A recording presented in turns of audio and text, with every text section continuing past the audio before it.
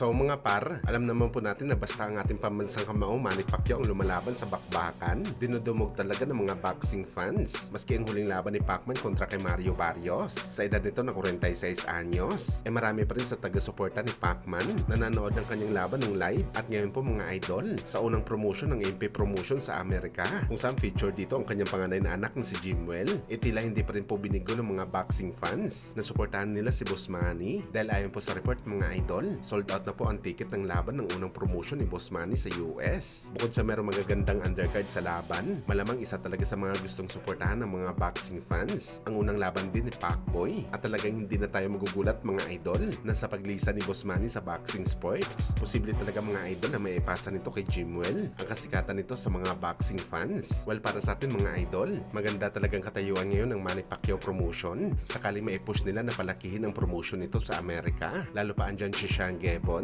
na merong malakas na connection sa mga sanctioning bodies. Kaya asahan natin mga boss na marami pa talaga mga kilalang boxer ang sasanib sa promotion ni Manny Pacquiao.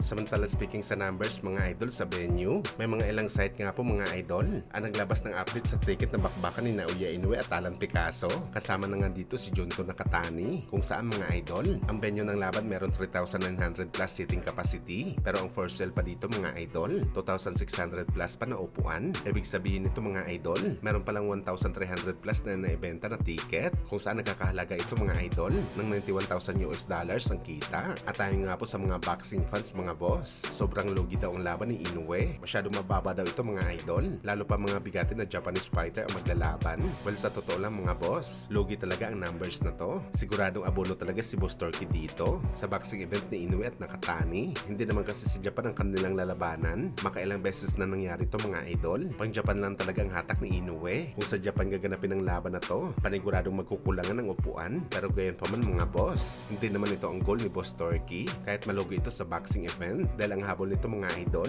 ang promotion ng Riyadh season sa buong mundo. Pero abangan pa rin natin mga idol, December 27 pa naman ang laban ni Inoue. Pwede pa mapuno ang venue ng laban nito. Meron pa naman ito 3 linggo para ibenta ang 75% ng ticket sa laban ng mga Hapones. Sa kabilang banda naman mga idol, ang ating pambato na si Mark Magsayo nagmalahalimo sa training kasama ang kanyang coach na si Marvin Sumudyo, kung saan mga idol pinabulagta lang naman ni Magsayo si Coach Marvin sa canvas. Malamang naramdaman nito mga idol ang lakas ng suntok ng Pinoy. Sa ngayon mga idol, puspusan ang ensayo ni Magnifico para sa kanyang paparating na laban kontra kay Magnesi. Wala pang fight date ang laban mga idol. Kung kailan gaganapin ang bakbakan, mas maganda talaga mga idol hintayin na lang siguro ni Magsayo na matapos ang laban ni Poster at Fulton sa December 6 dahil siya na ang number 1 contender sa titulo mga boss. Sure ball na talaga mapapalaban ito sa title fight.